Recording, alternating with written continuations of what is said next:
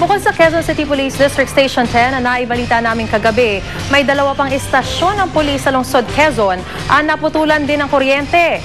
Nagtitiis na lang muna ang mga pulis habang naghahanap pa ng liwanag sa kanilang problema. Nakatutok si Jay Taro.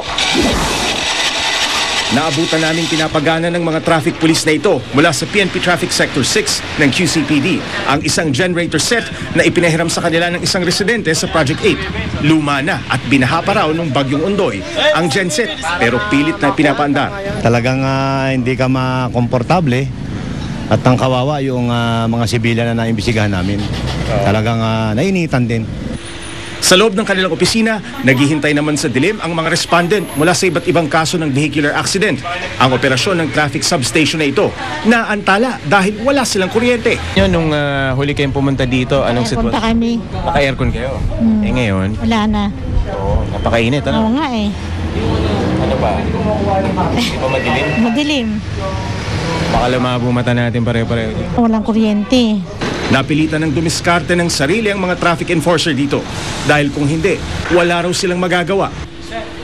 Ganito rin ang sitwasyon sa PCP-3 sa may barangay Bahay Toro, Quezon City. Nagtitiyaga sa kandila ang duty officer dahil wala pa rin silang kuryente. Ang malaking problema raw nila, pilay ang kanilang komunikasyon lalo na kapag low-bat na ang kanilang mga radyo. Kanina, paulit-ulit na ipinahayag ng pamunuan ng NCRPO na nakikipag-ugnayan na sila sa Meralco para sa kagyat na pagkakabalik ng serbisyo ng kuryente sa 3 tanggapan ng QCPD at iba pang lugar. Ang mga pulis na nangangapa sa dilim, umaasa na lang sa mabilis na aksyon ng mga kinaukulan para raw hindi na maantala ang proteksyon at serbisyong nararapat na ihatid sa publiko. Jay Taruk, Nakatutok, 24 Oras.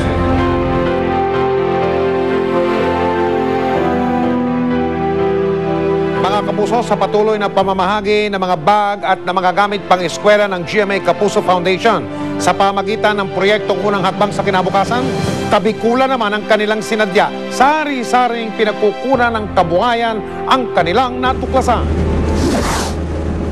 Ilang daang kilometro sa gawing timog ng Maynila, mararating ang mga lalawigan sa Bicol. Kahit malayo ang biyahe, mapapawi ang pagod mo sa pagbati ng Bulkang Mayon. Mawawala rin ang iyong gutom oras na matikman ang kanilang pinangat o ginataang dahon ng gabi. Isa rin sa mga produkto ng Bicol ang abaka. Bago pa maging matibay na lubid, dumadaan ito sa maraming proseso. Mula sa puno, binalatan, pinanipis at ibinilad sa araw.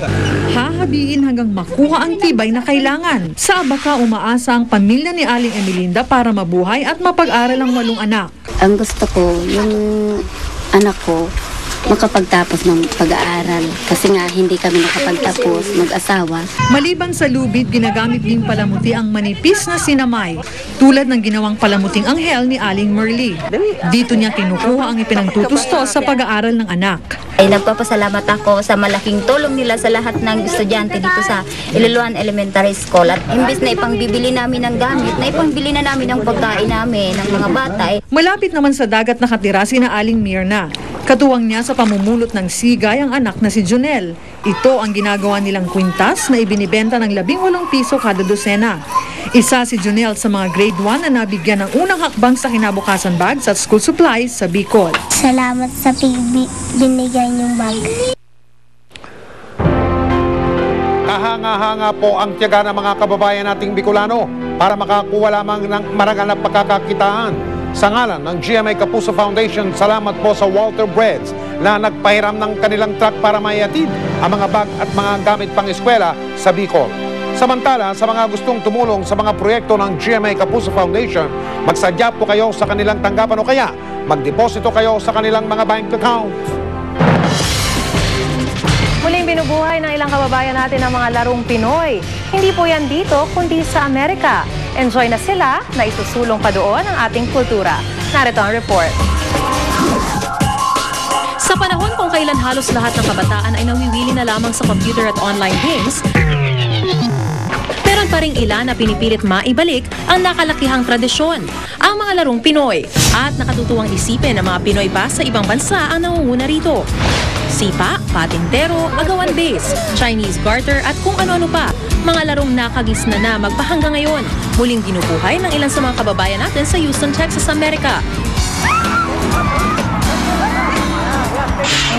Si Brennan, bit-bit pa ang kanyang mga anak na sina Brennan at Sean para makilaro sa malawak na park na ito sa Texas. Ako, especially nung elementary, talagang yan ang laro namin. Maganda para sa mga anak natin. Na makita nila yung nilaro natin ng mga bata natin.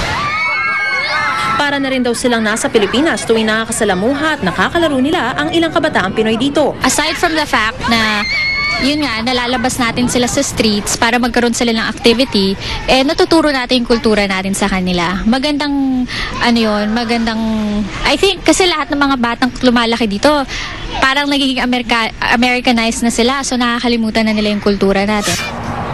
Bukod sa na-exercise na raw ang mga bata, madali rin daw nilang natututunan na mechanics about laro. Kaya halos lahat ng mga chikiting, game na game. Di rin may kakailang pati ang kanilang mga magulang nag-e-enjoy din. She like it.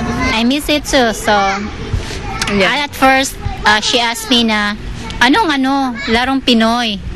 So, it's a big question mark. But that's why we're going there. So, para alam mo kung ano yung larong Pinoy. So, yung nalaman niya, she like it. When I asked all the kids if they liked it, in fact, they played more than the allotted time. They enjoyed it. Umaasa mga organizers na lalaki pa at magpapatuloy ang tradisyong ito sa Pinoy community sa Texas. Isasagawa ang palarong Pinoy tuwing huling Sabado ng buwan hanggang sa Setyembre ngayong taon. Maris Umali ng Tutok, 24 Oras.